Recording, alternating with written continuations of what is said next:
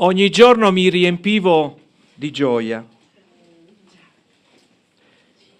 Mi rallegravo sempre davanti a Lui.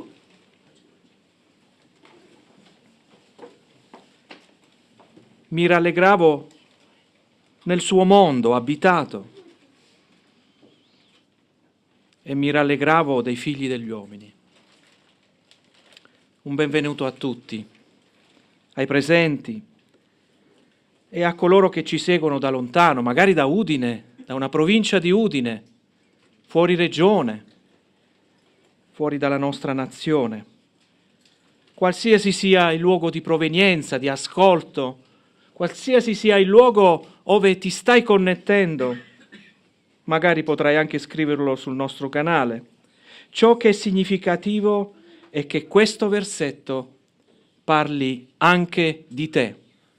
E lo ripeto, ogni giorno mi riempivo di gioia, mi rallegravo sempre davanti a Lui, mi rallegravo nel suo mondo abitato e mi rallegravo dei figli dell'uomo. Prima di svelare gli enigmi, prima di svelarti chi sta parlando, posso dirti figurativamente che questa è una donna che sta parlando. È una donna che sta esprimendo delle emozioni, in questo momento è la gioia, anzi dice una grande gioia.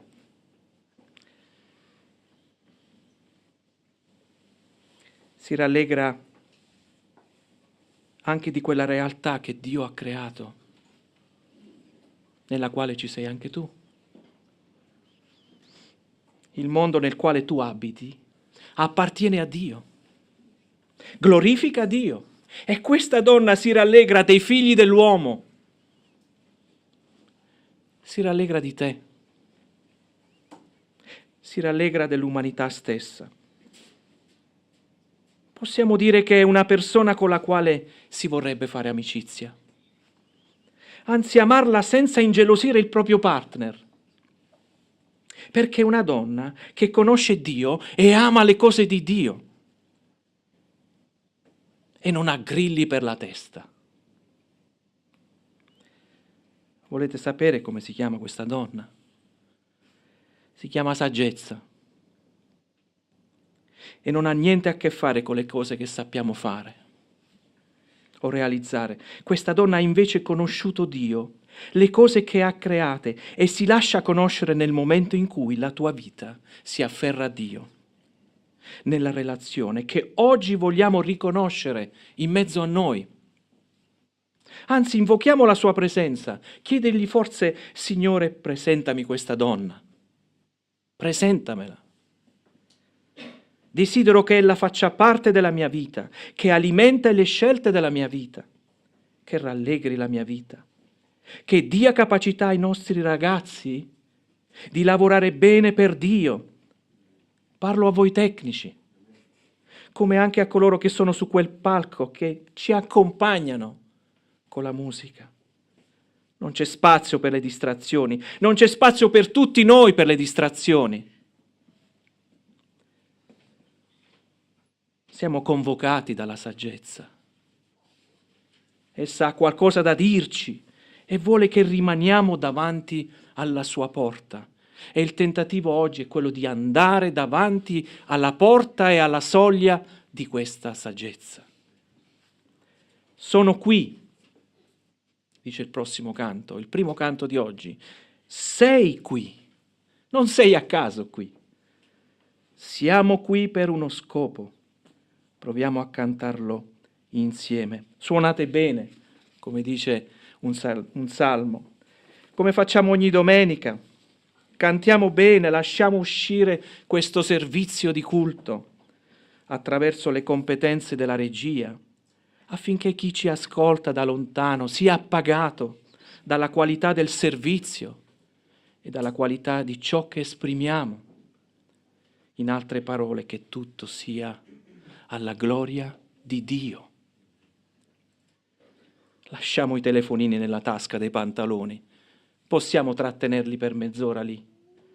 Utilizzate le console, le mani alla console, nel modo migliore che potete fare oggi, perché siamo convocati dalla saggezza Pertanto vi invito e ti invito ad essere con noi con questo primo canto che ci presenta davanti alla Maestà.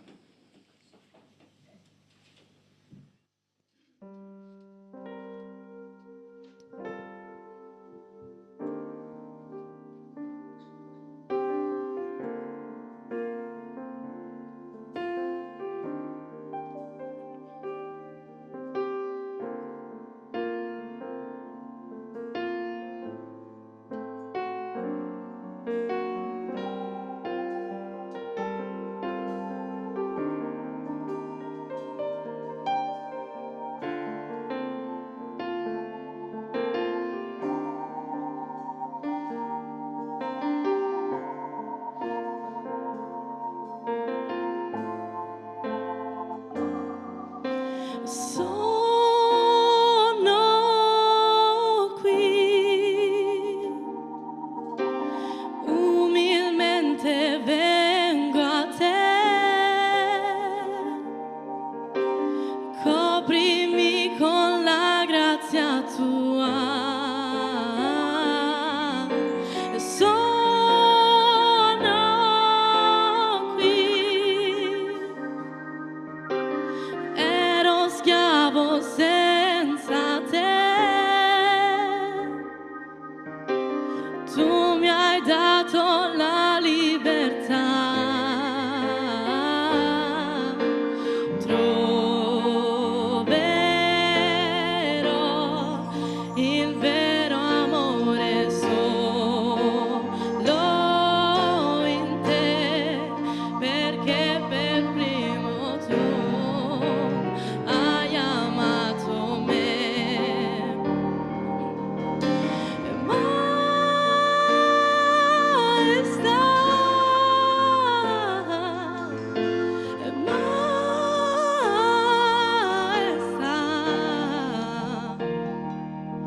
e ti dono tutto quello che ho, dalle tue mani vita riceverò. Sono qui, il perdono avuto in te, perdono a chi mi ferirà. Resto qui, so che sei vicino a me, il tuo fuoco mi santificherà. Troverò il vero amore solo in te, perché per primo tu hai amato me.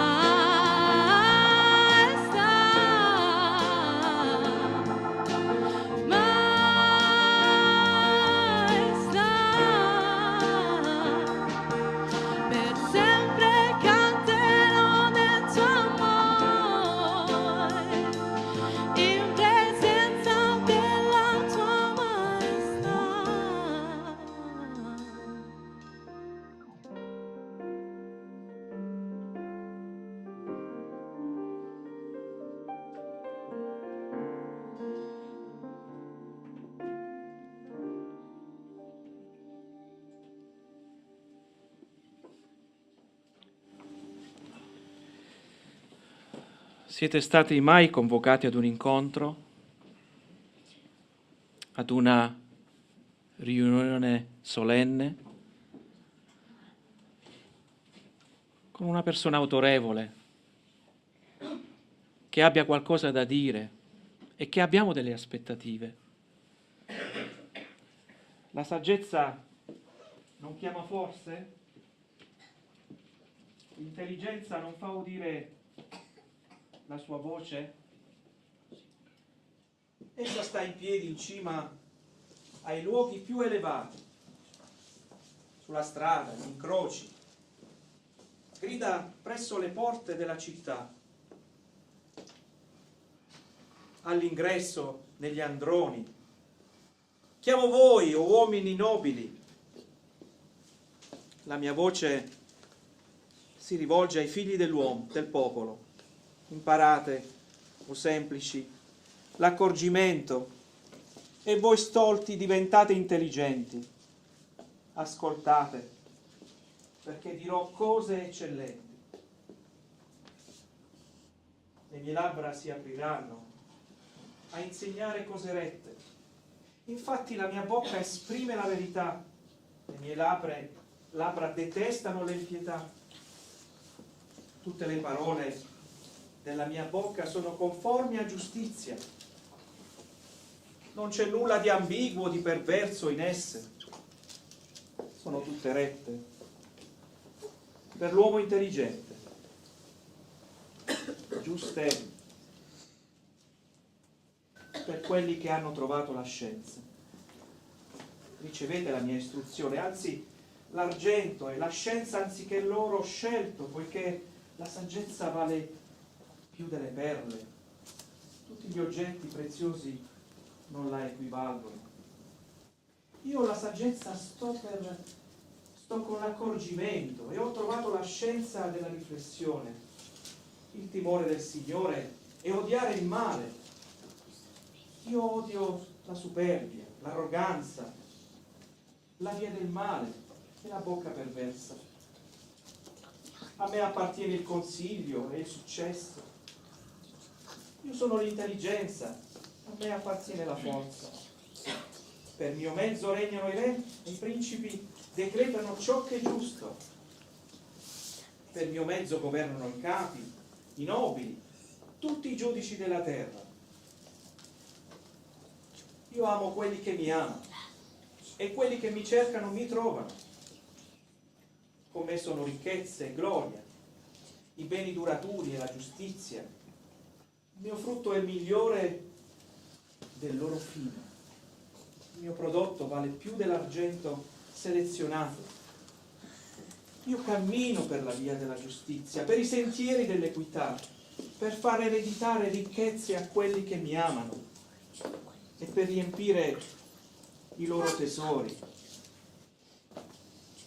Il Signore mi ebbe con sé al principio dei suoi atti, prima di fare alcuna delle sue opere più antiche.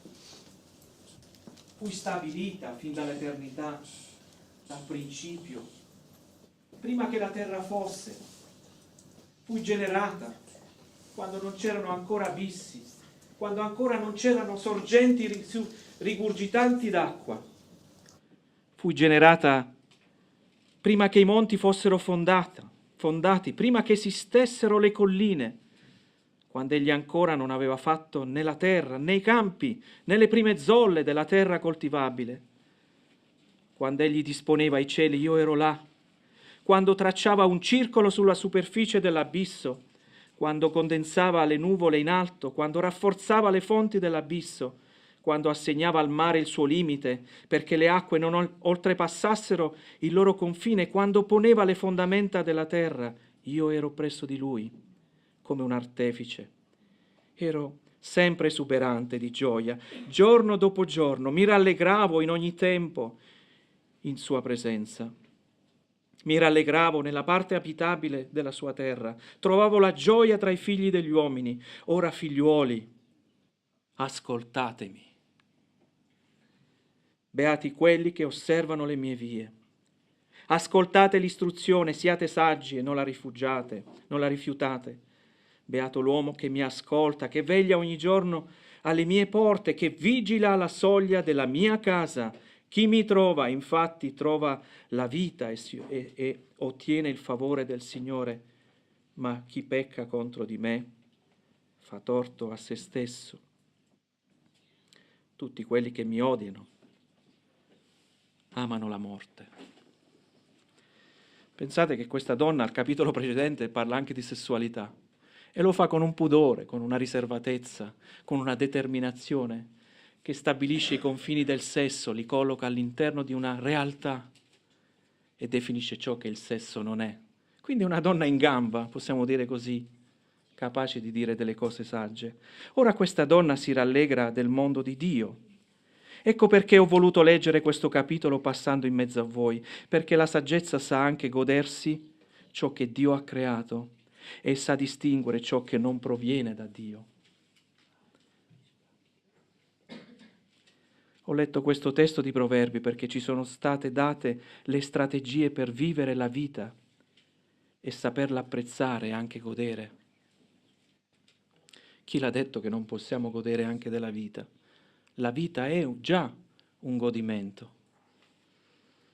Vorrei tentare questa mattina nello stimolarci a vivere dei momenti domenicali che non siano solo delle abitudini che in modo religioso ci trasciniamo qui ogni domenica, quasi ad indossare una maschera, piuttosto far emergere il vero me, chi sono veramente, perché questo è quello che a Dio interessa. Il vero me che parte dal lunedì e finisce il sabato, il vero me che vuole vivere la domenica così come l'ha vissuta durante la settimana. La saggezza promuove il vero e solo così Cristo sarà glorificato per ciò che ha fatto alla croce. Pertanto andiamo ad appropriarci di quei benefici che sono già disponibili nel suo perdono, che fra poco rievocheremo, e in quell'accoglienza che solo Lui può offrire, solo in Gesù. Prossimo canto.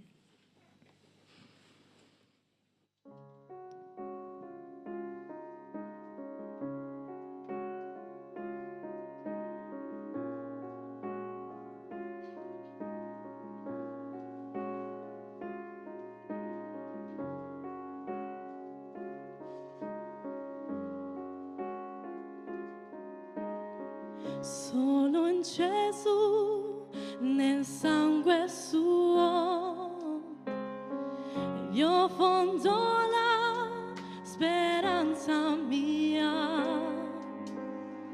Nel nome suo io crederò, soltanto in Lui confiderò.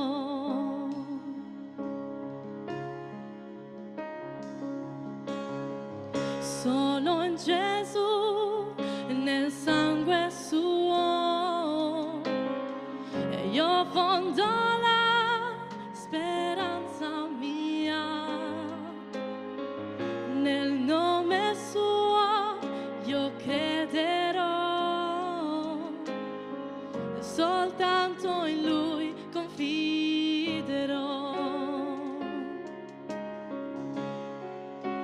Cristo, tu roccia sei, forza dai al debole, e nella tempesta so che sei il Signore.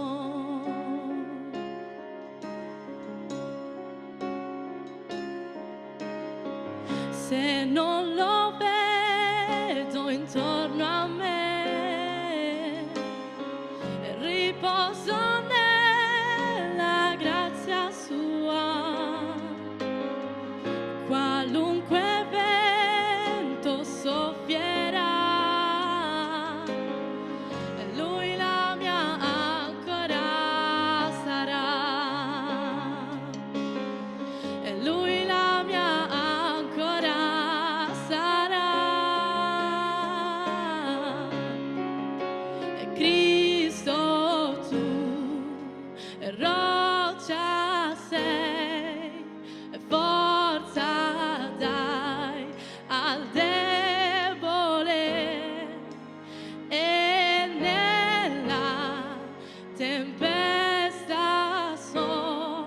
che sei il Signore.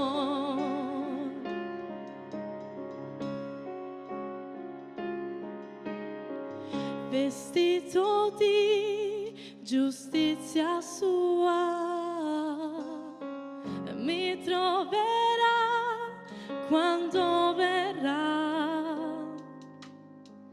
senza più colpa io sarò, davanti al trono adorerò, davanti al trono adorerò,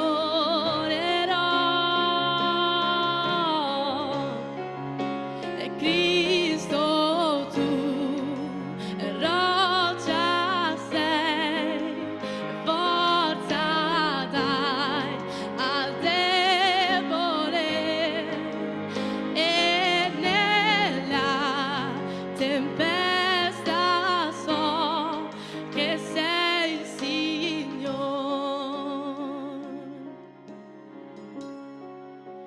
Cristo tu, roccia sei, forza dai al debole, e nella tempesta so che sei il Signore.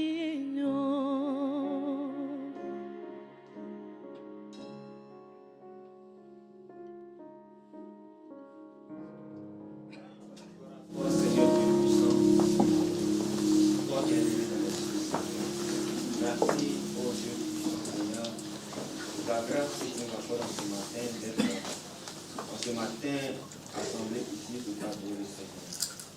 Nous te remercions parce que Seigneur, nous ne sommes pas les plus justes d'être dans ta maison, mais c'est une grâce que tu te permets en ce matin, Seigneur. Nous bénissons ton nom ici en ce matin pour t'adorer, Seigneur. Merci encore infiniment pour ton règne à jamais, Père Jésus-Christ de Nazareth. Béni sois-tu, Seigneur. Que la gloire te revienne au nom de Jésus. Amen. Caro Padre, grazie perché tu esisti. Caro Padre, grazie perché sei la nostra roccia impiantata, una roccia che mai può essere spostata. Grazie perché anche se abbiamo attacchi esterni, Signore, tu sei una presenza costante nel nostro mondo, sei una presenza costante nei cuori dei tuoi figli. Grazie per questo, grazie perché pur essendo in giorni difficili, in giorni io apro la finestra, guardo e trovo la montagna, opera di tua mano, e da lì capisco quanto è grande la potenza del Signore, quanto sicuro sono di essere nelle mani dell'unico vero Dio esistente nel mondo. Grazie Padre per le tue continue carezze, per essere sempre amorevole con noi. Grazie Padre per il perdono costante, per questa misericordia incredibile e per il tuo amore incondizionato verso di noi. Grazie Padre perché un giorno hai deciso di salvarci. Grazie Padre perché tu continui a tenere la tua mano potente sopra di noi e ci fai sentire al sicuro. Noi siamo qua riuniti a lodare il tuo santo nome, il santo nome di Gesù Cristo, il nostro unico Salvatore. Amen. Amen. Signore, benediciamo il tuo nome, ti ringraziamo per la ricchezza della tua parola, Signore, grazie perché ci dai saggezza attraverso il tuo insegnamento, Signore. Spirito tuo Santo che ci guida per quella via, Signore, che tu hai tracciato, Signore. Grazie perché ci dai tutto ciò che abbiamo di bisogno, Signore, per fare il buon combattimento della fede, Signore, per camminare in questa via. Grazie perché sei il nostro Dio, grazie perché sei salvati, sei redenti col sangue prezioso del Signore Gesù, e ora ti apparteniamo, Signore, vogliamo glorificarti, benedirti e dare gloria a te, Signore. Questa mattina vogliamo innalzare il tuo nome e dirti grazie con tutto il cuore nel nome di Gesù. Amen.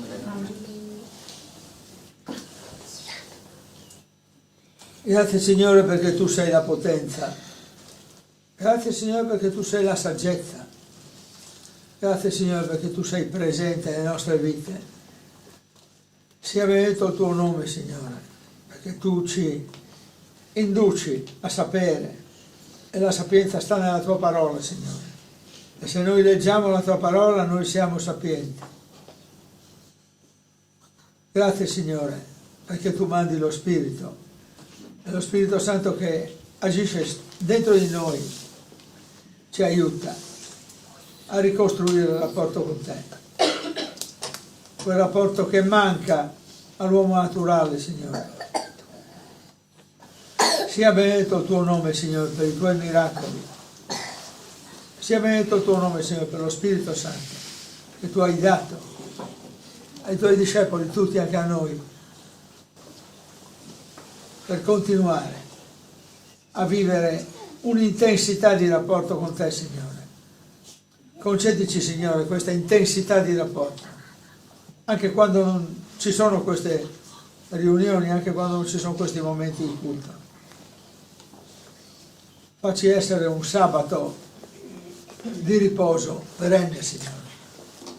Te lo chiediamo nel nome di Gesù Cristo. Amen.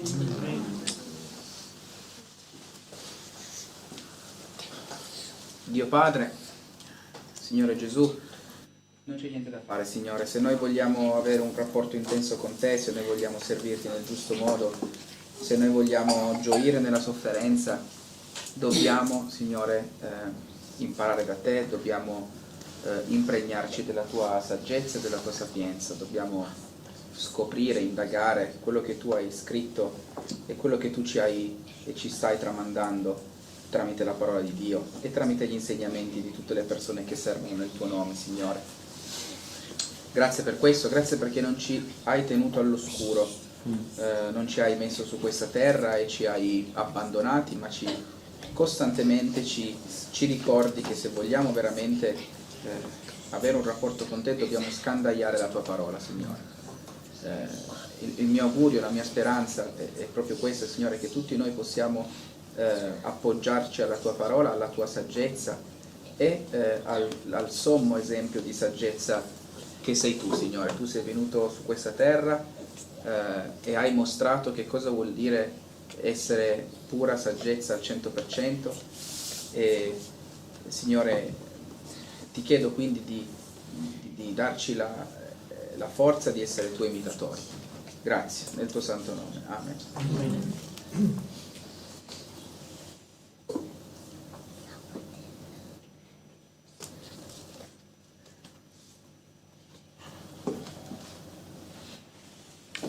Amen. Versetto 22, il Signore mi ebbe con sé al principio dei Suoi atti, prima di fare alcuna delle Sue opere più antiche. Fui stabilita fin dall'eternità, dal principio, prima che la terra fosse. È Dio che chiama la saggezza a partecipare, pensate. Un Dio così sufficiente, completo, chiama. Saggezza, vieni qui. Chiama a partecipare a ciò che avrebbe creato. Essa è parte di Dio, è parte della sua creazione ed è parte anche della tua vita. Qualora tu la chiami, come ha fatto Dio, non perché ne aveva bisogno, ma per dare significato, colore, sapore a ciò che avrebbe realizzato. La saggezza di cui abbiamo bisogno per la nostra vita non è dentro di noi, è fuori di noi. Per lo stesso motivo come le nostre orecchie sono all'esterno della nostra testa, così la saggezza è esterna a noi e va ricercata, come qualcuno lo ha detto anche in preghiera questa mattina. Anche Dio stesso non ha fatto nulla senza la saggezza. Come possiamo fare qualcosa senza di essa? abbiamo una buona ragione per ascoltare la sapienza di Cristo, perché solo Lui ci fornisce la via, la verità e la vita per poterci appropriare della saggezza. O mio Signor, se guardo il cielo e stelle, possiamo dire, lì trovo la tua saggezza.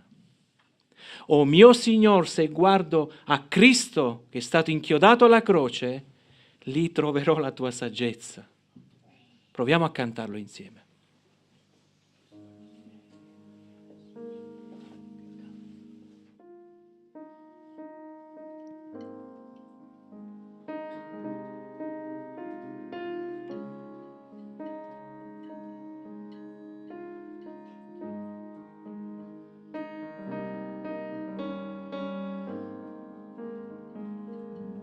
Oh mio Signore, se guardo il cielo e stelle, se penso ai mondi, opera di tua mano, e se odo il tuo, la voce sua possente, che il tuo potere mi porta a meditare,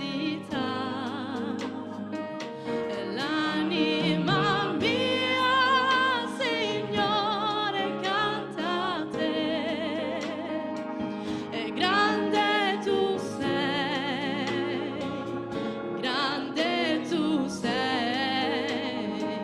e l'anima mia, Signore, canta a te, e grande tu sei, e grande tu sei.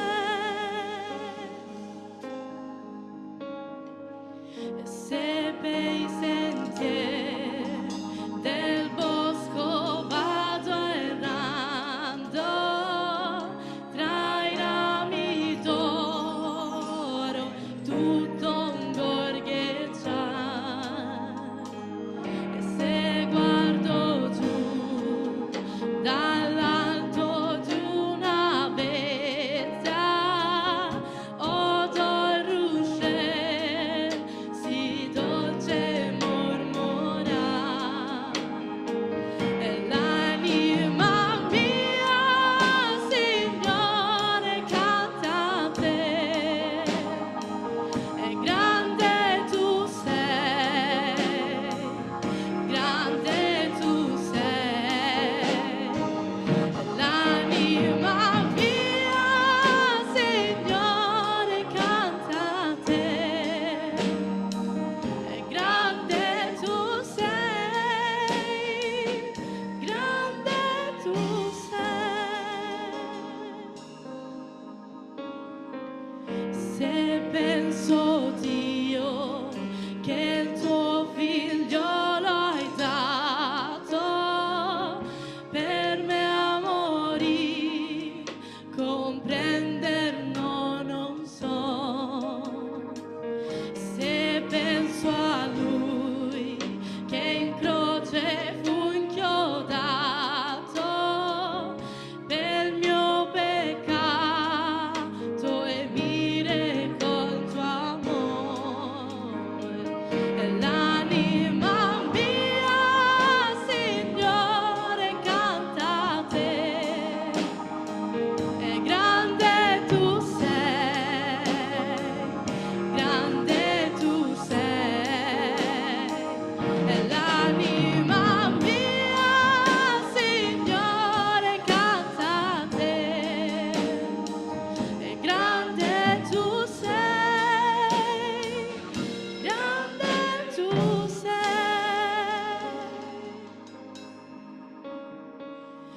E quando un dì, Signore, tu verrai, e su nel cielo mi porterai con te, di gioia il cuore traboccherà d'oro.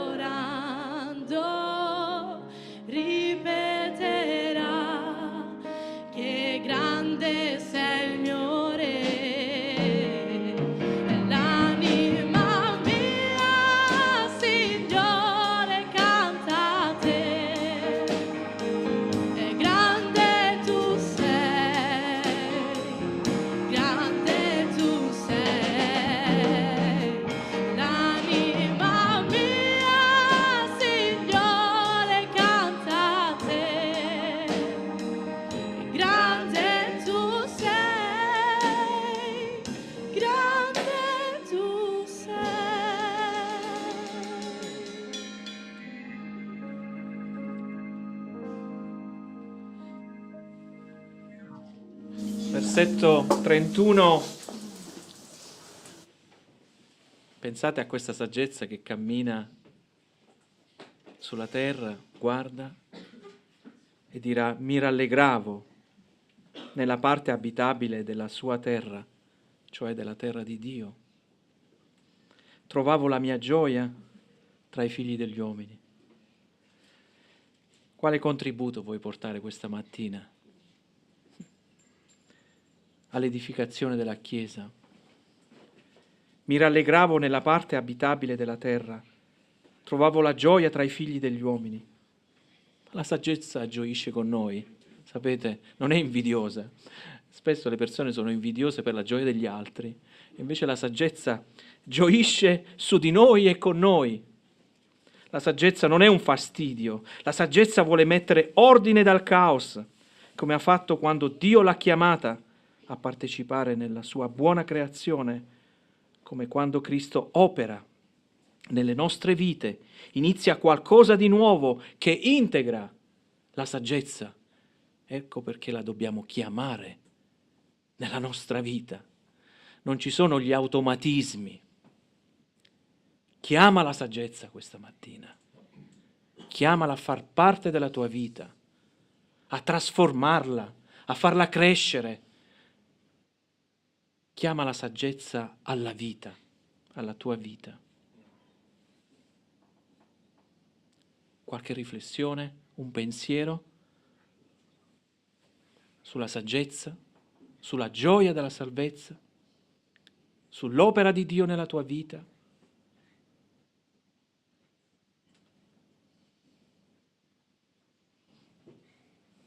Claudia? Se non c'è nessuno, comincio.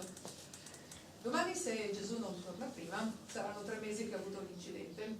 E diverse cose il Signore ha benedetto in questo periodo. Uno, mi ha insegnato per forza a chiedere e a gioire dell'aiuto, della comunione fraterna. Ci avete, come famiglia, onorato di tanto aiuto. Chiunque che mi ha chiesto come va, dicevo: ho difficoltà a gestire tutte le offerte di aiuto che arrivano. Quindi credo che nessuno tra voi si sia tirato indietro dal fare, dal telefonare, dal pregare, e siamo stati. Io non avevo più parole per dire grazie al Signore, veramente, per tanto. Avete visto le parti più miserevoli della mia vita, perché mi avete dovuto assistere in situazioni molto basse, molto di difficoltà, però il bello è che mi avete amato comunque, e questa è stata una grande testimonianza. L'ho già raccontato questa cosa, ma volevo regalarvi una cosa che ho imparato. Ci sono stati diversi momenti un po' critici di questa faccenda, anche tanti punti di domanda dicendo: e adesso come si fa? Riposavo nel fatto che il Signore aveva già previsto ogni cosa, quindi avrebbe provveduto a ogni necessità. Quando mi trovavo in ospedale, che mi hanno dovuto fare trapanare praticamente il tallone per mettermi una trazione che mi avrebbe garantito più veloce intervento e una condizione ottimale per l'intervento chirurgico, forse non avevano tenuto conto del fatto che l'anestesia che mi avevano fatto nella parte esterna non era arrivata alla parte interna del tallone, perché il piede era stato in quella posizione per circa 22 ore, quindi un edema, una sacca di liquido si era formata e aveva impedito che l'anestesia arrivasse dall'altra parte, quindi ho sentito Un po' di dolore, ma appena. io credo che ho rischiato di svenire, ho urlato tantissimo, e nella mia mente cercavo di arrampicarmi, cercare sollievo proprio nel Signore, e ho pensato, mentre piangevo, urlavo, di quanto Lui è stato trapanato, voglio dire, non è che facevano per il suo bene in quel momento, no? Passato con i chiodi i suoi piedi, tutti e due, quindi non è durato più veloce possibile, e passando attraverso ossa e tendini, e teniamo conto che il piede è una tra le parti più altamente sensibili del nostro organismo, e l'ha fatto per amor mio, per amor nostro, non essendo colpevole di quello che stava succedendo. E nella mia mente dicevo, Signore, grazie perché tu puoi capire quello che sto vivendo e posso trovare sollievo in te sapendo che tu sai perfettamente quello che sta avvenendo e mi puoi dare sollievo. Io voglio ringraziare il Signore perché comprende i nostri bisogni in ogni momento e noi possiamo trovare in Lui non solo la saggezza, ma il fatto che Lui può dire ci sono già passato, io sono il tuo sollievo. E voglio ringraziare veramente il Signore per il privilegio di essere i Suoi figli, che ci dà sollievo sempre, in ogni situazione. Grazie. C'è questo canto che abbiamo interpretato, no? Prima, se penso a Dio che il tuo figliolo hai dato, e poi dice altre cose, comprendere io non posso. E io mi rendo conto veramente che non posso comprendere. Per quanto si legga, si cerchi di approfondire, fino in fondo non lo capisci. E io credo che noi dobbiamo ringraziare Dio anche per quello che non comprendiamo. Per quello che ci ha fatto comprendere, sì, ma perché per quello che non comprendiamo e che comprenderemo un giorno, forse, perché non è detto che capiremo tutto. Però, sì, se penso a Dio che il tuo figlio hai dato, fino in fondo sono poco sincero con me stesso e con tutti quelli che mi ascoltano se dico che l'ho compreso. Lode a Dio perché Lui è potente oltre la mia comprensione. Grazie. Io da venerdì non ho pace con questo che abbiamo studiato venerdì, l'accompagnamento che Paolo fa e vedo la saggezza, no? Che non è una saggezza che viene dall'uomo, è una saggezza che viene dall'alto. E io questa saggezza la bramo, la desidero, perché noi uomini non sappiamo perdonare. Però Dio ci accompagna, ci guida attraverso la sua saggezza a saper perdonare e dimenticare come Lui vuole e come Lui ha fatto per noi. Lui quando ci ha tolto i peccati ha perdonato, anche se discutiamo con Lui non se li ricorda. E questo, la saggezza veramente la bramo, perché con la saggezza possiamo fare tante cose.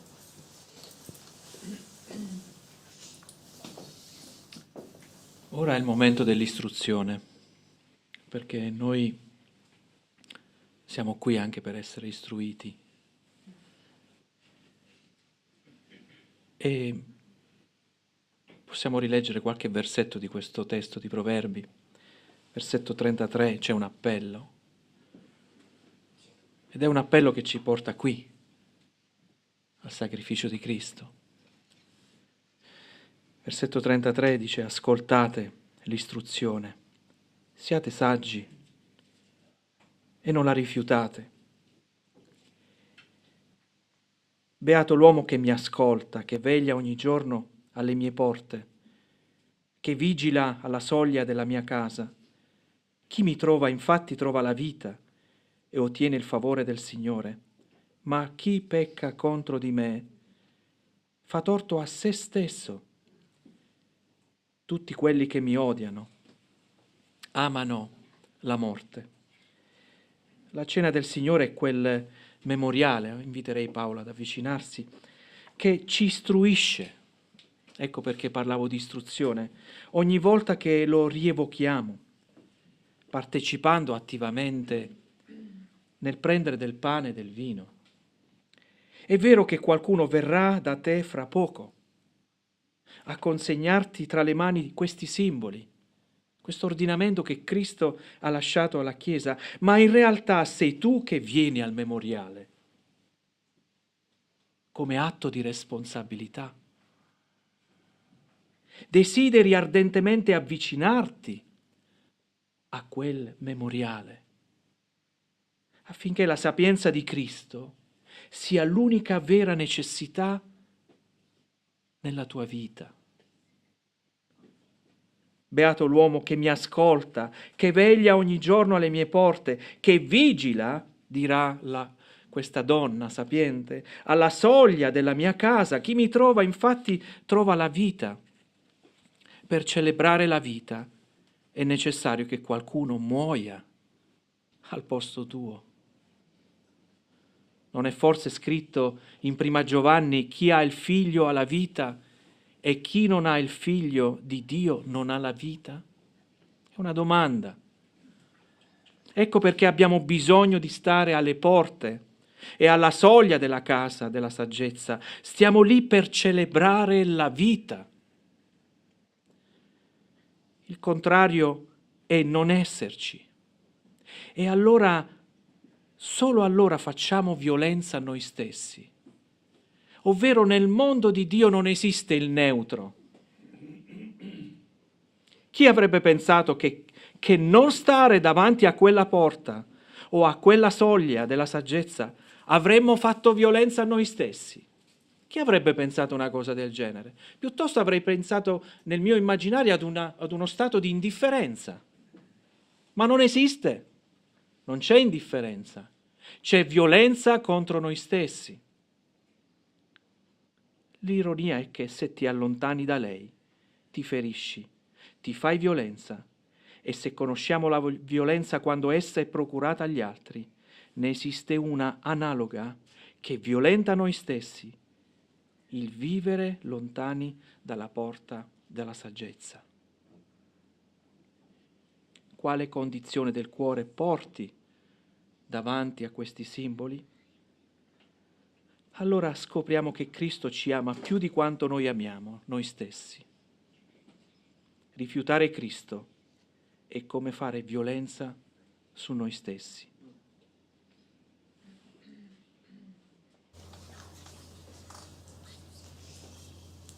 Signore, grazie perché ci hai amati tantissimo, grazie che ci hai amato talmente tanto da morire per noi, da spezzare il tuo corpo e da versare il tuo sangue. Grazie di tutto, nel tuo santo nome. Amen.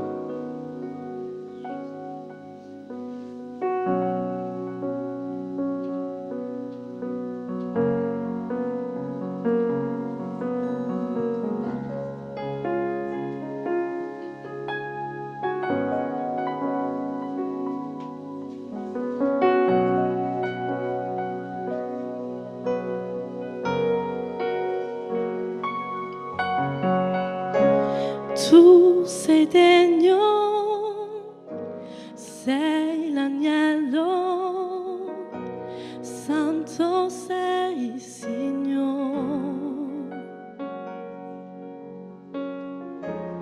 Al tuo trono un canto nuovo innalziamo a te.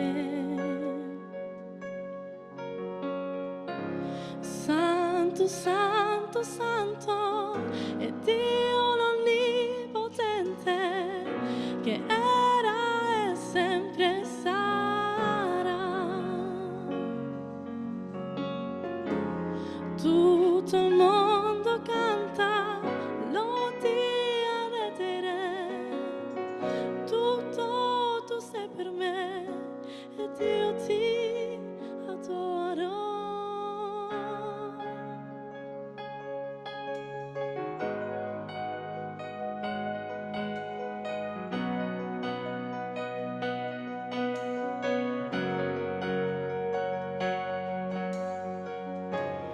La tua voce è come il tuono, splendi in mare.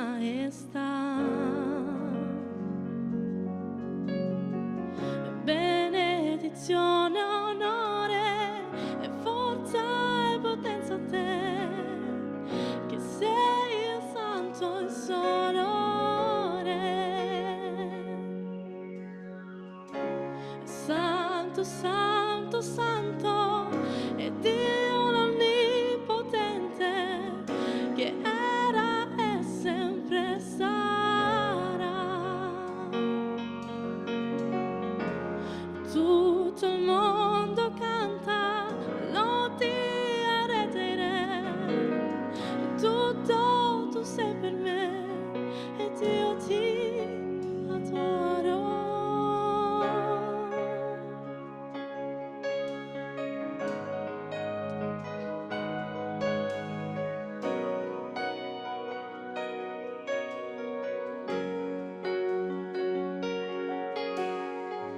Meraviglioso, sorprendente è il nome di Gesù.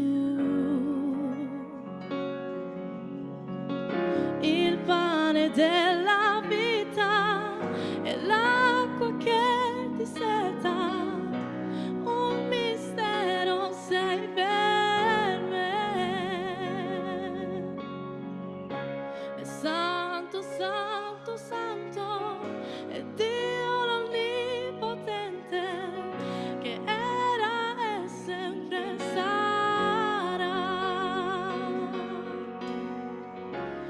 Tutto il mondo canta, lodi a redire, tutto tu sei per me ed io ti adoro.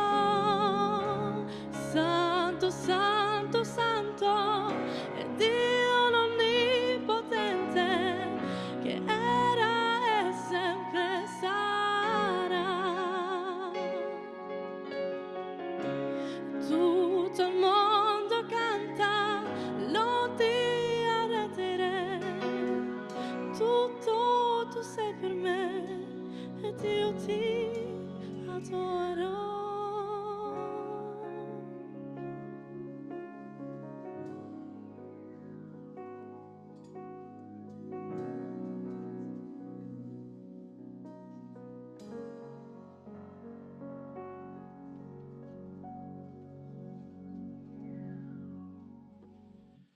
Bene, la parola fratello Gaetano, sei benvenuto in mezzo a noi, che il Signore ti dia la benedizione di portarci la saggezza. Condivido con te l'acqua. La clessidra adesso ti mettono altri 30 minuti. Sei controllato. Si vede che è da un po' di tempo che non sono qua.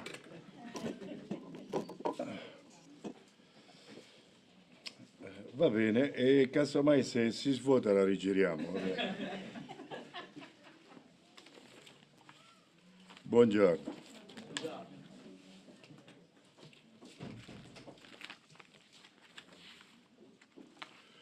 Sono contento di essere qui con voi.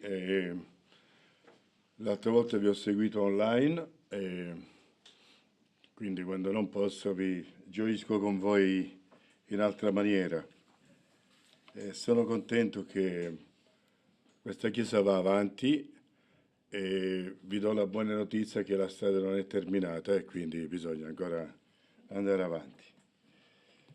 Sono stato in un consiglio direttivo delle chiese di cui sono direttore generale, ho parlato anche di voi, quindi mi hanno chiesto quale chiesa frequenti, chi sono, alcuni conoscono Riccardo, qualche altro fratello della chiesa, quindi simbolicamente vi porto i saluti. Ed è bello poter dire che siete una chiesa che sta crescendo e che continueremo a crescere. Non state, continueremo. Stamattina vorrei completare con voi quello che ho iniziato tempo fa sull'Epistola agli Ebrei, ed è il capitolo 13, se ce la faremo, se no poi lasciamo una parte per la prossima volta, ma vorrei riprendere dal versetto 8 in poi, che ci fa come perno di equilibrio e di riapertura in quello che la prima parte del capitolo e in quest'altra area del capitolo. Lo leggiamo. Gesù Cristo è lo stesso ieri, oggi e in eterno. Non vi lasciate trasportare qua e là da diversi e strani insegnamenti, perché è bene che il cuore sia reso saldo dalla grazia, non da pratiche relative a vivande, dalle quali non trassero alcun beneficio quelli che li osservarono. Noi abbiamo un altare al quale non hanno diritto di mangiare quelli che servono al tabernacolo. Infatti, i corpi degli animali il cui sangue è portato dal sommo sacerdote nel santuario, quale offerta per il peccato, sono arsi fuori dall'accampamento. Questa frase si potrebbe leggere: ora i corpi degli animali il cui sangue è portato dal sommo sacerdote nel santuario, quale offerta per il peccato, sono arsi fuori dall'accampamento. Così anche Gesù, per santificare il popolo con il proprio sangue, soffrì fuori dalla porta della città. Usciamo quindi fuori dall'accampamento e andiamo a lui portando il suo obbrobrio o vituperio, qualche traduzione, perché non abbiamo qua giù una città stabile, ma cerchiamo quella futura. Per mezzo di lui, dunque, offriamo continuamente a Dio un sacrificio di lode, cioè il frutto di labbra che confessano il suo nome. Non dimenticate poi di esercitare la beneficenza e di mettere in comune ciò che avete, perché è di tali sacrifici che Dio si compiace. Ubbidite ai vostri conduttori e sottomettetevi a loro, perché essi vegliano per le vostre anime come chi deve renderne conto, affinché facciano questo con gioia e non sospirando. Nel testo greco significa perdendo il sonno, perché ciò non vi sarebbe di alcuna utilità. Pregate per noi, infatti siamo convinti di avere una buona coscienza e siamo decisi a condurci onestamente in ogni cosa. Ma ancora più vi esorto a farlo affinché io vi sia restituito al più presto, perché chi scrive probabilmente era in galera o comunque lontano. Ora il Dio della pace, che in virtù del sangue del patto eterno ha tratto dai morti il grande pastore delle pecore, il nostro Signore Gesù, vi renda perfetti in ogni bene, affinché facciate la sua volontà e operi in voi ciò che è gradito davanti a Lui, per mezzo di Gesù Cristo. A Lui sia la gloria nei secoli dei secoli. Amen. Ora, fratelli, sopportate con pazienza, vi prego, la mia parola di esortazione, perché vi ho scritto brevemente. Sappiate che il nostro fratello Timoteo è stato messo in libertà. Con lui, se viene presto, verrò a vedervi. Salutate tutti i vostri conduttori e tutti i santi. Quelli d'Italia vi salutano. La grazia sia con voi. Quindi l'Italia c'entra in questo brano in due maniere: o sono un gruppo di italiani che sono all'estero e si trovano insieme all'autore e dicono gli italiani vi mandano a salutare, oppure ci si trova in Italia da qualche parte, presumibilmente a Roma, e gli italiani vi salutano, quindi la Chiesa italiana vi saluta. In ogni caso c'è questo momento di buona creanza, di educazione, di bella relazione, di darsi i saluti gli uni con gli altri. E torniamo al testo. La cosa interessante è ciò che deve essere il perno centrale della nostra fede, che Gesù è lo stesso ieri, oggi e in eterno. Ora, se guardiamo la storia intorno a noi, vediamo delle variazioni, dei momenti più belli, momenti più bui. Una volta c'era il New Age. Il New Age era questa era verso qualcosa di nuovo, qualcosa di globalizzante, qualcosa di universale, qualcosa che sarebbe stato lo star bene globale. E dopo il New Age è venuto il Next Stage. Il Next Stage praticamente è quello che sognavamo non è riuscito, peggio di così non poteva andare. E quindi è proprio l'era del pessimismo, l'era in cui i sogni, i desideri sono stati infranti. Quello che era questo slancio verso il bene globale delle persone si è perso in una disillusione globale. E quindi da quel momento in poi, perdendo uno slancio sociale globale, ognuno è abbandonato a se stesso. Ognuno deve pensare a se stesso, non c'è altro. C'è stato un periodo verso gli anni 80-90 che c'era questo sentore, i successi delle biotecnologie, la medicina, tutte queste grandi vittorie, l'avvento di internet, l'avvento di tante realtà globalizzanti che veramente sembrava toccare il paradiso con le mani. Meglio di così, meglio di questa prospettiva non ne possiamo avere, ed se ne è affondato tutto. E quindi da quel momento in poi ognuno trovi la propria strada, ognuno trovi il proprio Dio, ognuno trovi i propri sogni, ognuno vada incontro ai propri desideri, ognuno s'arrangia. E qua ci sta ancora che Gesù Cristo è lo stesso ieri, oggi e in eterno. E questa deve essere la forza centrale della nostra fede. Deve essere il punto di stabilità permanente, cantava uno, il baricentro della nostra vita, in modo che noi possiamo avere una stabilità indipendentemente dai tempi che viviamo. Nessuno 1 anno e 2 settimane fa si sognava che potesse cominciare una guerra, che poi si annunciava una guerra lampo, e invece è una guerra che non è tanto lampo. I lampi sono arrivati, le bombe pure, i razzi pure, le centinaia di migliaia di morti anche, e sappiamo quando finirà? Per questo è importante che noi possiamo ripetere a noi stessi: Gesù è lo stesso ieri, oggi e in eterno.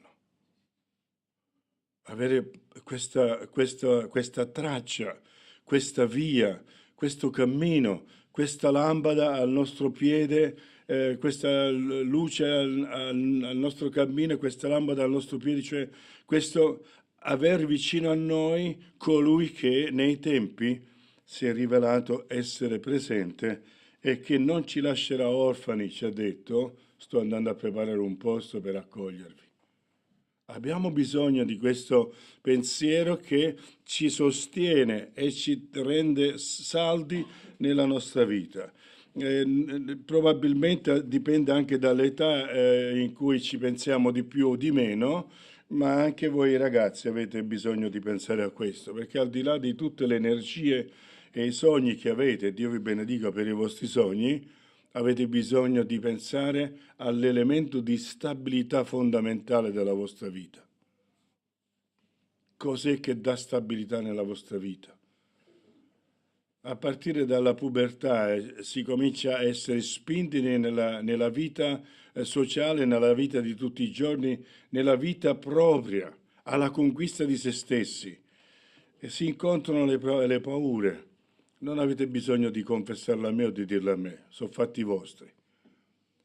Ma anche lì c'è bisogno di trovare questo punto di stabilità permanente, questo punto di riferimento che non importa come siete mossi o come siete smossi, possiate dire: Gesù è lo stesso ieri, oggi e in eterno. E come diceva Paolo, io so in chi ho creduto. Abbiamo bisogno di questa stabilità, non importa l'età che abbiamo. A volte mi immagino che siamo un po' come quei bambini che camminano insieme ai genitori e che o la mamma o il papà tiene la mano. E sti bambini fanno di tutto e di più, no? Girano, corrono, saltano, strattonano. E la cosa importante è che la mano è è nella mano del papà.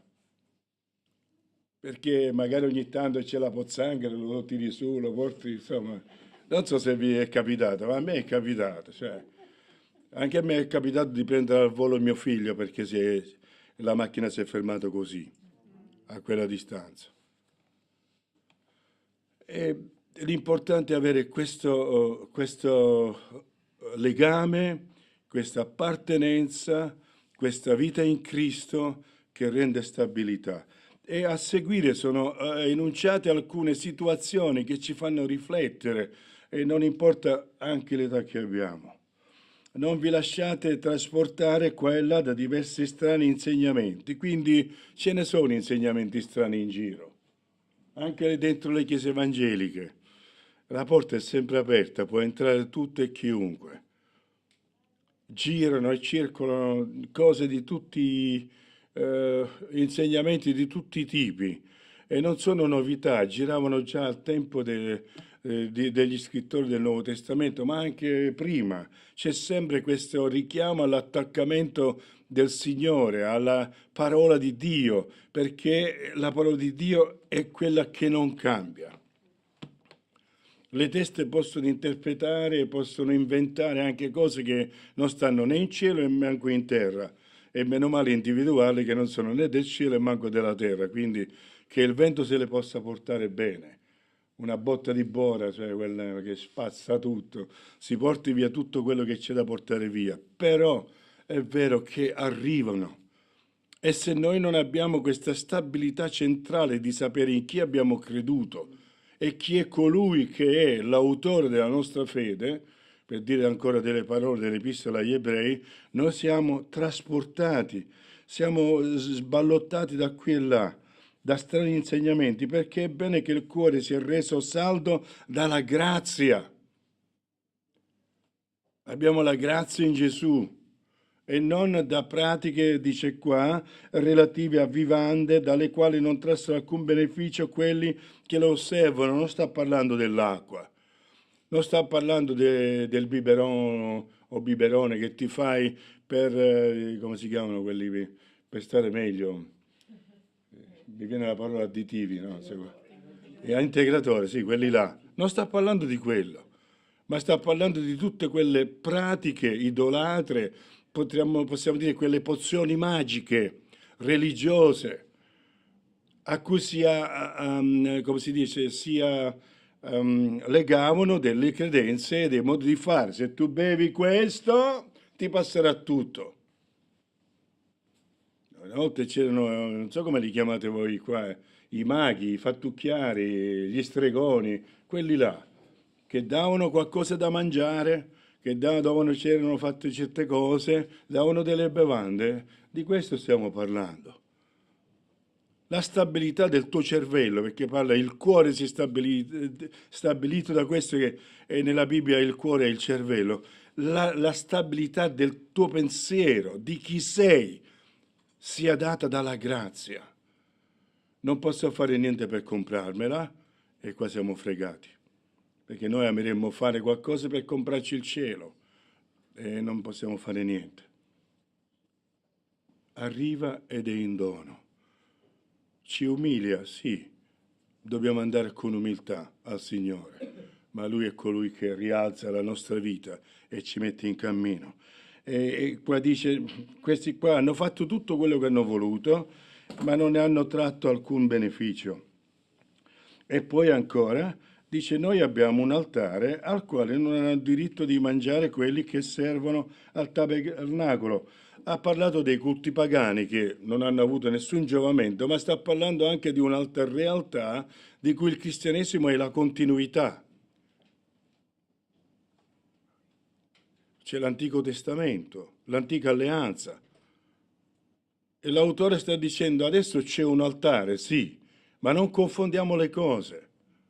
L'altare a cui ci approssimiamo noi, l'altare a cui ci approcciamo, ci avviciniamo, ci accostiamo, l'abbiamo fatto anche stamattina, è un altare a cui gli altri che stanno vivendo quell'altro altare non possono venire a servire. Perché il nostro altare non è fatto più di pietre, sei tu che diventi l'altare di Cristo. Sei tu che sei il posto dove puoi dare lode al Signore, e la Chiesa è il posto che può offrire sacrifici di lode. L'altare è quel posto dove si offrono sacrifici. Allora non è così difficile da pensare chi e dove è l'altare. Non poteva più venire nessun sacerdote a portare, non so, un agnello o qualche altra cosa, a portarla dove? Se l'unico sacrificio totale è stato dato, e non soltanto è stato dato, ma è anche risorto. Capite la logicità di questo testo? Però questo testo, quello che descrive, ci dà un'allegoria, ci dà un modo per capire le cose.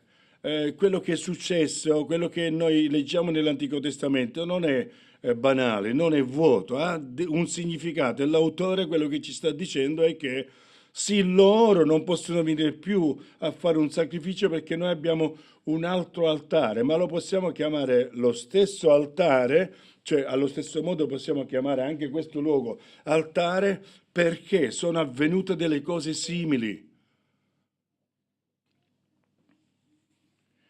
Qua dice: i corpi degli animali, il cui sangue è portato dal sommo sacerdote nel santuario, quale offerta del peccato, sono arsi fuori dall'accampamento.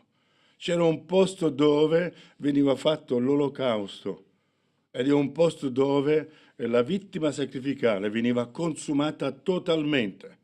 L'olocausto era il sacrificio in cui la vittima sacrificale veniva consumata completamente. Non veniva preso niente per sé. Poi c'erano leggetevi i primi 5 capitoli di Levitico, che a volte sono pesanti, a volte sono un po' difficili, ma spiegano un po' tutto l'architettura sacrificale, e lì c'è scritto che questo tipo di sacrificio dato per il peccato era così. C'era un tutto che si poteva dare, ma sarà un tutto che è fuori di noi, perché noi non possiamo dare niente per autosalvarci. E sarà Cristo a dare tutto se stesso per noi, per salvarci.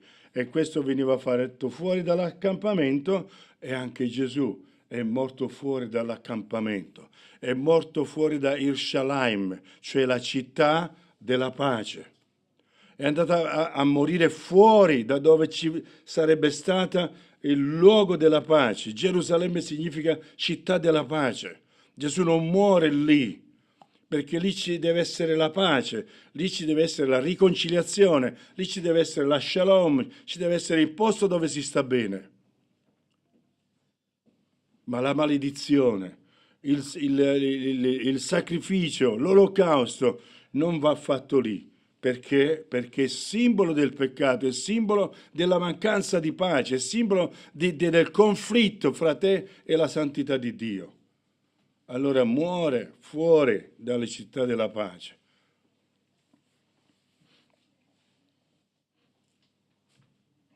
Vedete l'analogia?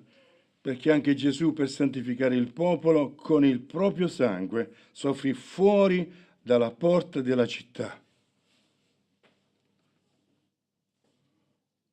Quindi il passato ci serve come un'analogia, come un esempio. Paolo lo dice, ci serve come un pedagogo. Ed è interessante la parola pedagogo, perché è il paidon che segue il maestro mentre ago va. Non è la classe statica, siamo lì fermi. Il pedagogo era quello che aveva il gruppetto dei ragazzi che lo seguivano, e lui insegnava mentre camminava. C'era un insegnamento pratico strada facendo, e il Signore è colui che ci ha dato la vita e ci insegna e ha dato per noi e ci istruisce mentre andiamo avanti e mentre camminiamo.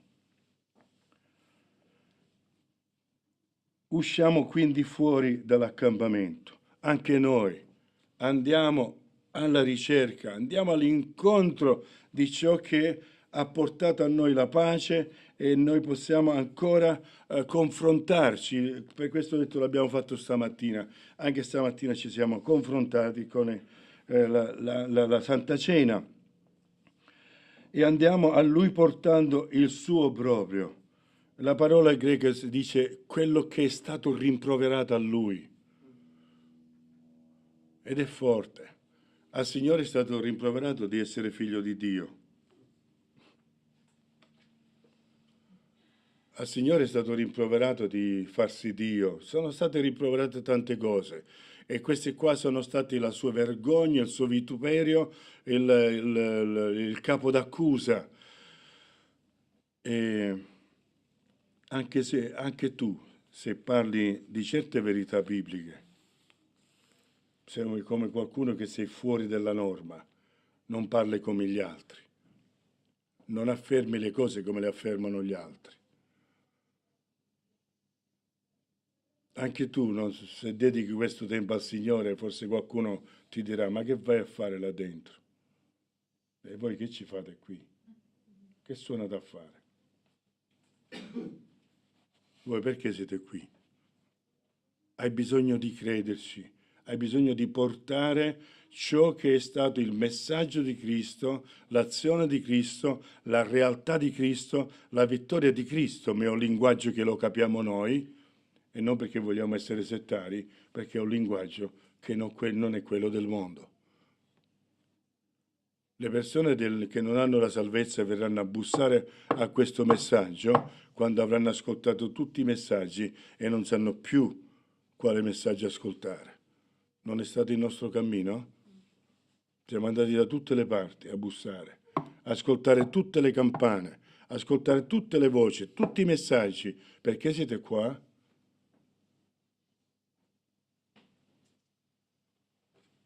Chiedetevelo. Quando abbiamo trovato Cristo, abbiamo la forza, la gioia, la grazia, la voglia di seguire Lui. O no, mi sbaglio?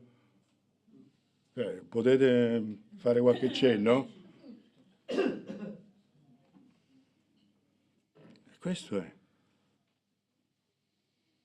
Quando si capisce la vita di Cristo e si riceve, allora ci si mette in moto e quindi si va.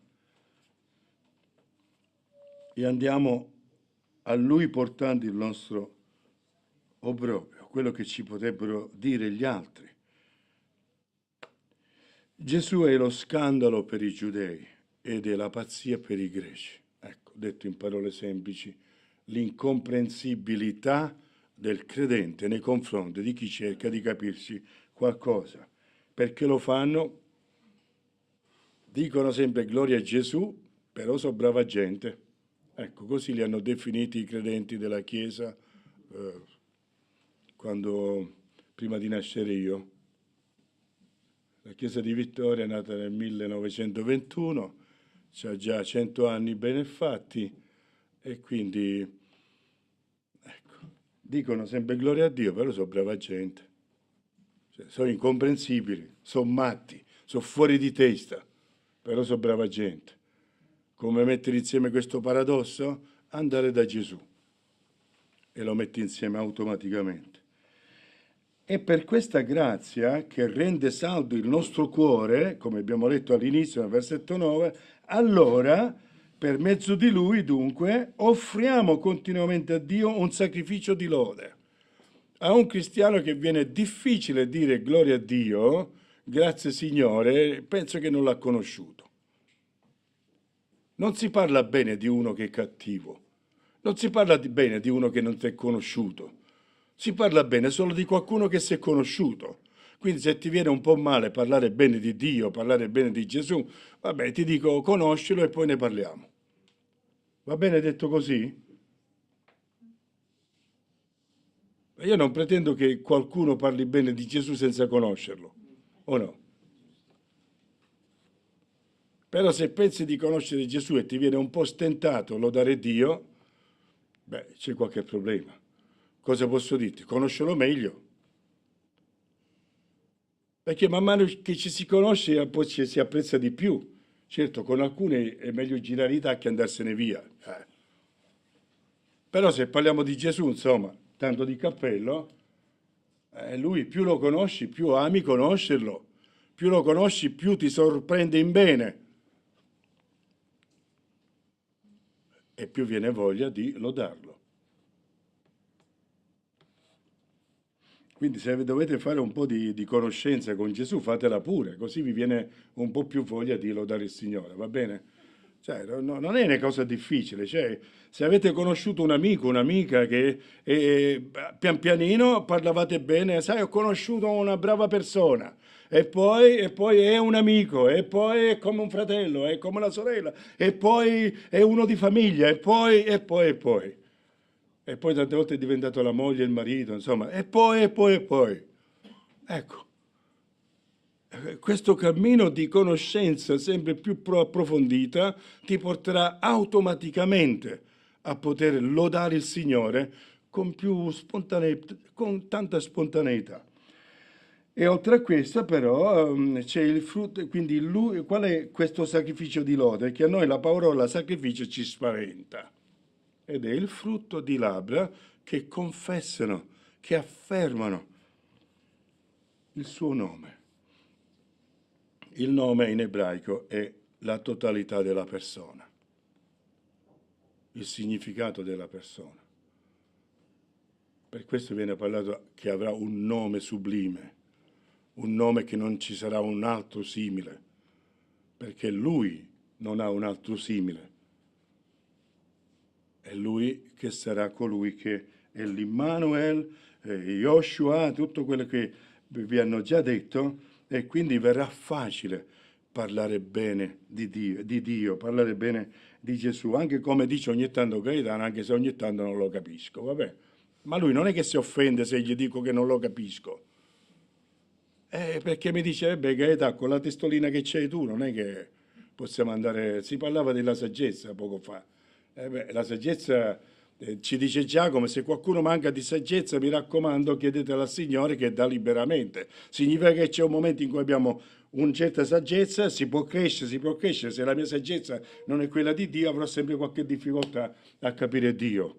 Ma il Signore non si offende, perché affermo semplicemente la mia umanità e il mio desiderio di conoscerlo di più, di sapere di più, di imparare di più, di conoscere, di scoprire, di accogliere la sua rivelazione.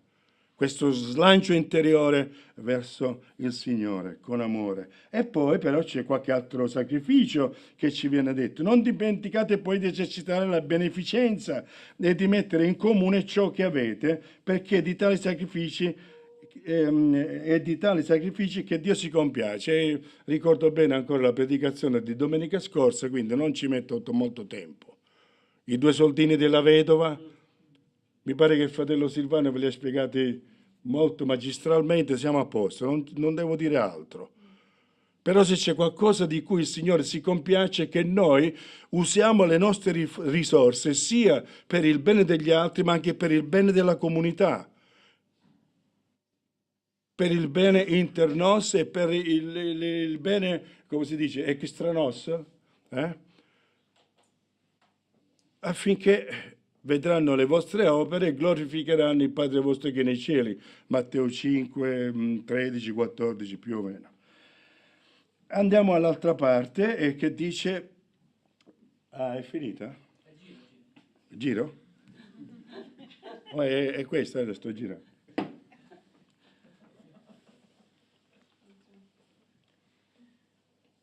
Si passa dalle relazioni spirituali alle relazioni interpersonali all'interno di un gruppo, all'interno di una chiesa. E ci viene detto: ubbidite ai vostri conduttori e sottomettetevi a loro.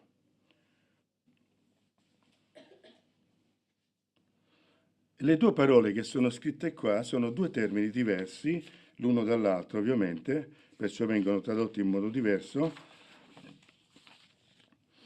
E uno significa peito, significa persuadere. Se potessimo, sul significato diciamo esegetico della parola, è così. lasciatevi persuadere dai vostri conduttori e siate all'ascolto della loro parola. Va bene detto così? Perché noi quando sentiamo certi termini forti ci viene l'allergia. Ma il termine che leggiamo ubbidite è proprio questo fatto di persuadersi. Quindi non è una sottomissione verticale, non è un'imposizione di dominazione, e in molte chiese si fa questo. Zitto e basta, zitta e basta, questo è un persecutorio, questo è un abuso di potere. Ma il è quello che intendono questi due termini, è proprio la base della la relazione basata sul dialogo, sulla persuasione. Cosa significa persuadere? Manipolare? Non significa confrontarsi? Non significa alla fine trovare la quadra? Non significa alla fine ne sono convinto, perché prima non c'ero convinto. Come potevo fare se non sono convinto? O no, persuadere non significa questo? Quante volte avete spiegato a qualcuno che non capiva, sai, ma devi fare così, e quello, ma perché devo fare così? Ma perché? E devi spiegare tutto quello che è importante, necessario da sapere, perché finalmente, adesso ho capito, non vi è mai capitato a voi, finalmente capisco. A me tante volte, tantissime volte, e felice tutte le volte in cui ho potuto, finalmente capisco, perché un po' di ignoranza se ne è andato, e dall'altra parte finalmente si apre la strada al benessere, alla relazione, al capirsi l'uno con l'altro, a capire anche cosa fare praticamente. Finalmente adesso capisco. Per questo c'era questa vite, per questo era segnato così o era segnato in quell'altro modo. Perché chi ha fatto quella cosa, chi ha costruito quel pensiero, ha un'intelligenza che è diversa dalla tua. E se ci immaginiamo che abbiamo 9 intelligenze, ma non tutti abbiamo la stessa intelligenza come punto maggiore o caratteristica maggiore della nostra vita. Abbiamo 9 possibilità di non capirci su una. Siamo diversi. L'intelligenza dei musicisti non è quella l'intelligenza logica matematica. L'intelligenza esistenziale non è quella dell'intelligenza interpersonale. Possono stare insieme, possono giocare insieme, ma non è quello. L'intelligenza geografica, nautica, che va dal piccolo marinaio all'astronauta, ci sono quelli che non ce l'hanno. Allora tu ti perdi intorno a un quartiere, quelli possono andare nel bosco peggiore che c'è, più intrinseco, e non si perderanno mai. Allora è importante questo confronto per la persuasione e che siamo tutti all'ascolto l'uno dell'altro, perché il secondo termine è proprio essere sotto l'ascolto dell'altro. Per questo si parla di sottomissione, non si sta parlando di schiacciare qualcuno, si parla di ascoltare qualcuno, ascoltarsi. E siamo invitati ad ascoltare quelli che sono in prima fila, viene detto qua. I conduttori, la parola significa quelli che sono in prima fila. Una volta potevamo dire quelli che sono in trincea, quelli che sono in prima linea, quelli che sono proprio davanti a voi, che stanno cercando di portare avanti tutto il resto. E in ogni gruppo ci sono quelli che sono davanti a noi, nella famiglia, dappertutto, anche nella Chiesa. Per questo abbiamo bisogno di persuaderci l'un l'altro ed essere all'ascolto l'un dell'altro, perché quelli della prima fila possono parlare a quelli della seconda, terza e quarta fila per andare avanti tutti insieme, perché sennò se ne vanno avanti soltanto i primi e gli altri li hai già persi.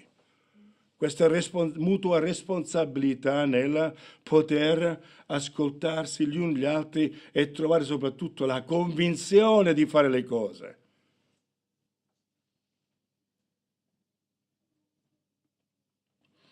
Marco 4,10, Gesù si prendeva il tempo di spiegare le parabole ai suoi discepoli e a tutti quelli che lo seguivano, ma non si preoccupava di spiegarle a chi aveva la testa da un'altra parte.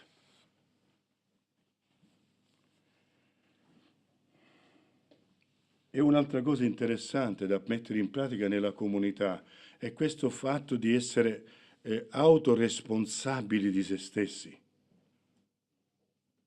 Perché sta scritto così, di avere questo dialogo, di ascolto, di questa persuasione, il fatto di persuadersi l'un l'altro, perché si vegliano per le vostre anime come chi deve renderne conto. Come chi ne deve renderne conto? Ma loro hanno soltanto un'anima da salvare, non 50. E poi dice, se voi fate i camurriusi, come si dice, cioè gli spigolosi, non serve a niente. Non serve a niente. Se facciamo le teste dure, se ci attacchiamo gli uni gli altri, se non lavoriamo a questo convincimento, a questa persuasione reciproca, a questo ascolto reciproco, tutto si vanifica. Perché ciò non vi sarebbe di alcuna utilità. Ci sta dicendo in altre parole, attraverso la persuasione reciproca, attraverso l'ascolto reciproco, rendete utile ogni vostro momento di vita insieme. È qui che la comunità trova e incontra la bellezza di essere comunità, uno insieme all'altro, edificati per poter portare avanti la grazia di Dio e l'opera del Signore. Poi ci sono le richieste di preghiera, ed è interessante qualcosa, è l'autocoscienza, l'autoesame che fa l'autore, perché dice, vi chiedo di pregare per me, ma non perché siamo degli infami, ma perché abbiamo una buona coscienza. Mi piace pensare sempre l'opposto, perché altrimenti siamo abituati a leggere le affermazioni così. Dice proprio qui, pregate per noi, infatti siamo convinti di avere una buona coscienza. Ragazzi, ce lo meritiamo che pregate per noi. Ci sta dicendo così. Se vi chiediamo di pregarci e pregare per noi, non soltanto è un bisogno, ma penso che ce lo meritiamo, perché noi ce la stiamo mettendo tutta. È bello questo sentimento di avere questo cuore di pregare per gli altri, perché veramente sono preziosi, veramente sono coerenti, veramente stanno svolgendo le cose di Dio. E siamo decisi a condurci onestamente in ogni cosa. Che bello! E spero che ognuno di voi, ma soprattutto i responsabili di questa Chiesa, possano dire per se stessi, pregate per noi, perché noi ce la stiamo mettendo tutta. E siamo ancora decisi a continuare a mettercela tutta. E vi dico veramente, pregate per i conduttori di questa Chiesa.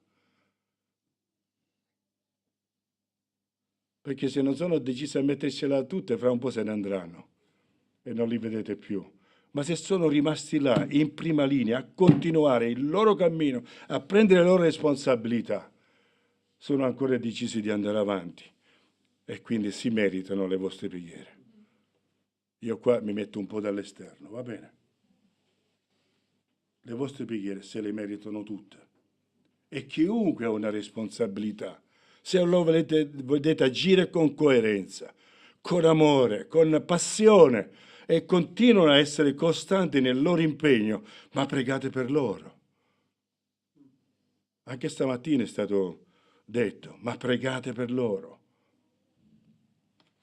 Abbiamo tutti bisogno di ricevere preghiere gli uni degli altri. E così l'Iddio della pace, che in virtù del sangue del patto eterno ritorna sempre lì, ha un altare diverso dall'altro, che ha tratto dai morti il grande pastore delle pecore, il nostro Signore Gesù, questa è la speranza eterna, quindi vi renda perfetti in ogni bene, affinché facciate la sua volontà e operi in voi ciò che è gradito davanti a Lui, per mezzo di Cristo Gesù. A Lui sia la gloria nei secoli dei secoli. Amen. Voglio spiegare soltanto una parola qui, la parola perfetti. Non ha quello il significato.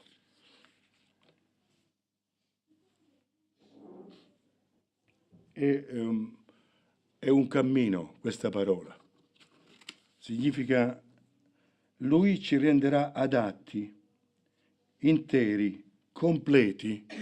Il Signore ci sistema ci dà una sistemata, ci completa, ci allestisce, ci equipaggia, ci mette in ordine, ci corregge, ci rende capace, ci rende completo. Allora potete capire che come vi renda perfetti, perdiamo un sacco di realtà di questo termine. E la realtà è una sola. Care e cari, siamo in cammino. La perfezione è davanti a noi, il meglio è davanti a noi, ma dobbiamo essere lì pronti a crescere giorno dopo giorno, a imparare giorno dopo giorno, a lasciarci modellare dalla parola di Dio, a lasciare modellare la nostra parte cognitiva, i nostri pensieri, perché dai nostri pensieri vengono fuori i nostri sentimenti e i nostri sentimenti ci portano all'azione. Avevo portato una diapositiva, ma più o meno è questa. Dal pensiero si produce il sentimento, dal sentimento c'è l'azione, il comportamento. E dal comportamento ci sono le relazioni positive e negative che confermano o sconfermano quello che noi stiamo facendo. Abbiamo bisogno di lavorare qui. Per questo ogni domenica si predica la parola. Per questo vi viene detto leggete la parola. Per questo vi viene detto meditate la parola. Per questo in Giosuè 1 è detto medita giorno e notte sulla parola. Perché abbiamo bisogno di lavorare qui, nel nostro pensiero. Perché man mano che il nostro pensiero cambia, cambiano i nostri sentimenti e le nostre emozioni. E se cambiano i nostri sentimenti ed emozioni, cambieranno le nostre azioni. Molte volte noi facciamo accorciare la strada così, non andiamo da nessuna parte. Tu devi fare così, pam, non funziona. C'è un cambiamento graduale che si fa in modo che noi camminiamo. E poi dopo aver vissuto questo qui oggi, poi andiamo avanti, e poi andiamo avanti, e poi andiamo avanti. A essere trasformati nella nostra mente, i Romani 12. E lì è una forma verbale che significa essere trasformate continuamente ogni giorno e progredendo ogni giorno. Questa trasformazione. E quindi è la preoccupazione del nostro pastore di portarci avanti, ma almeno lasciamoci portare avanti. Sapete un po' la differenza tra pecore e capre, no? Leggetevi Matteo 25. Comunque, è quello. Essere lì nelle mani del Signore per essere modellati all'ascolto, lasciare modellare la nostra mente in modo che tutto il resto possa essere sulla giusta traiettoria. So che sto abusando del vostro tempo, ma volevo terminare lo stesso questo capitolo, se mi permettete. E in questo modo dice che Dio della pace, chi ci chiama a questo cambiamento, a questo lavoro continuo, è il Dio della pace. Dio che ci dà questa coerenza interiore. La pace, shalom, significa stare bene nel posto in cui sto, quindi stare bene anche dentro di noi, avere questa pace al di là di ogni intelligenza dentro di noi, ma questa si produce attraverso questo cammino di ascolto e di ubbidienza, ma adesso sappiamo cosa significa. Ora, fratelli, sostenete, non sopportate con pazienza, perché sembra che come, scusate se vi ho detto qualcosa, i termini significano proprio questo, di sostenere. Lui ci esorta, dove c'è scritto vi prego, e invece la parola è vi esorto, fratelli, quindi c'è questa dimensione di famiglia, a sostenere questa parola di conforto e di esortazione che ci è stata data. È chiaro il concetto? Perché è come se messa così come messa in italiano sembra che l'autore si scusa. Non si sta scusando di niente. Ci sta semplicemente chiedendo di accogliere e sostenere questo insegnamento che ci viene dato, di tenerlo in giusta considerazione. Poi parla di Timoteo che è stato messo in libertà, si vede che era in galera, e che se viene lui verrò pure io. Questa è stata un po' la traccia che faceva pensare che l'autore era Paolo, ma molti pensano che non sia Paolo l'autore. A me non interessa chi è l'autore, a me interessa che è parola di Dio. E poi c'è come si dice, questo dire del salutarsi e del salutare gli altri, questa dimensione di santi, di considerarsi in questa realtà, e poi la grazia sia con tutti voi. E così voglio concludere. Che la grazia di Dio sia con tutti noi. Che la nostra mente, il nostro cuore, la nostra vita sia sostenuta dalla grazia e non da altre robe. La grazia ci fonda, ci dà il fondamento e dall'altra parte la grazia ci accompagna fino al giorno della gloria del Signore. Preghiamo. Signore Dio nostro Padre, ti ringraziamo che hai risuscitato Gesù, che è il nostro pastore. Signore, non potevi darci di meglio. Grazie che, condotti da Gesù come il buon pastore, noi possiamo veramente fidarci in Lui e sapere il cammino che dobbiamo fare.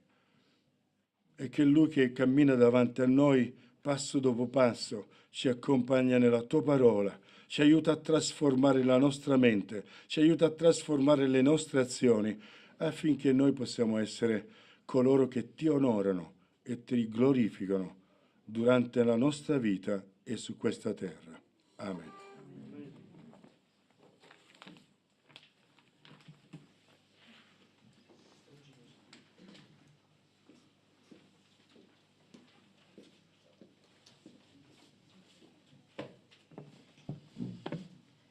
Grazie Gaetano.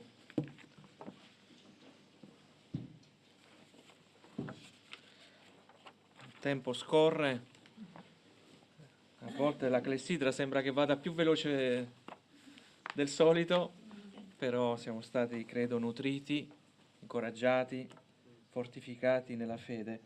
E siccome la clessidra c'ha ancora qualche minuto da concederci, cantiamo l'ultimo canto, Stringimi, o Signor. E con questo canto salutiamo anche coloro che ci hanno seguito dalla diretta e auguriamo una buona domenica nel Signore.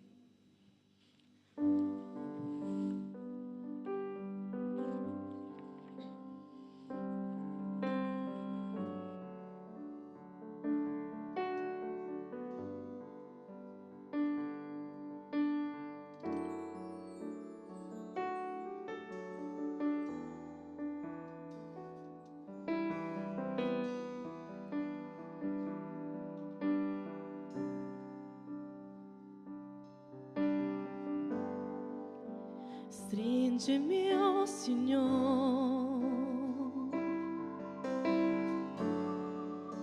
e non lasciarmi mai. Io mi dono a te, Gesù, a te che vero amico sei. Nulla cerco più,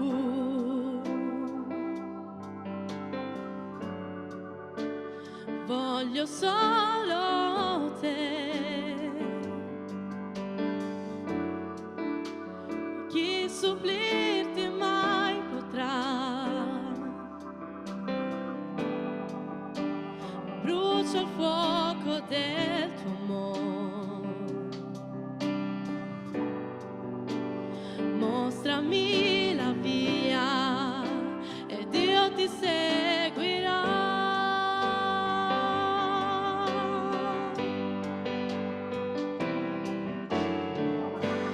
Io voglio te e di te ho un gran bisogno. Io voglio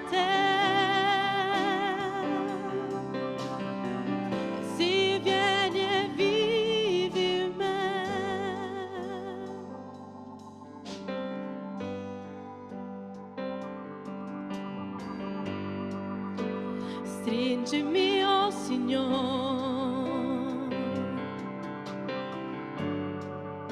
e non lasciarmi mai. Io mi dono a te, Gesù, a te che vero amico sei. Nulla cerco più,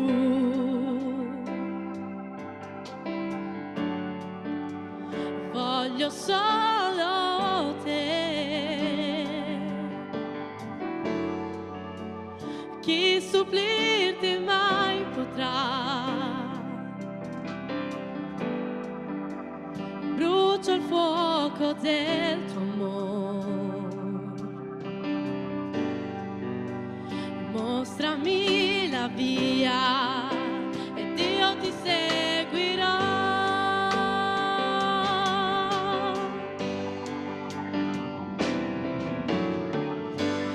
Io voglio te, e di te ho un gran bisogno. Io voglio te,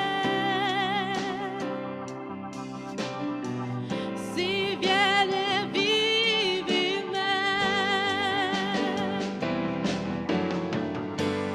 Io voglio te, e di te ho un gran bisogno. Io voglio te, si viene.